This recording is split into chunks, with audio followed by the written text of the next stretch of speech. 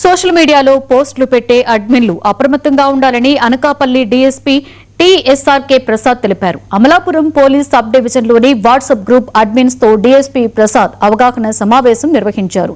WhatsApp గ్రూపుల్లో రెచ్చగొట్టే పోస్టులు, మత విద్వేషాలతో కూడిన సందేశాలు వచ్చినప్పుడు గ్రూప్ అడ్మిన్లు బాధ్యత వహించవలసి ఉంటుందని డీఎస్పీ హెచ్చరించారు.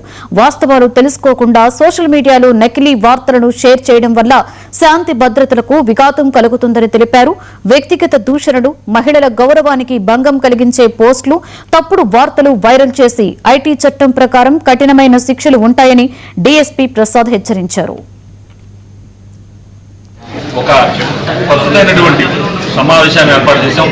ఏమిటంటే అది సోషల్ మీడియా అడ్మిన్స్ తో ఒక అవగాహన సదస్సు. ఇటీవల కాలంలో సోషల్ మీడియాలో కొంతమంది అబ్జెక్షనబుల్ కంటెంట్ ఉన్నటువంటి మ్యాటర్ కానీ, ఫోటోలు కానీ, వీడియోలు కానీ, లేదా మార్ఫింగ్ చేసినటువంటి ఫోటోలు కానీ, వీడియోలు కానీ, చట్టవిరుద్ధమైనటువంటి కంటెంట్ కానీ తెలుసో తెలియకో పెడుతున్నారు.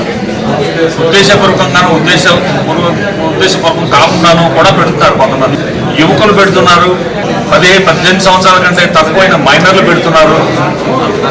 సో దీనివల్ల ఏమవుతుందంటే ఇక్కడ మనకి కులాల మధ్య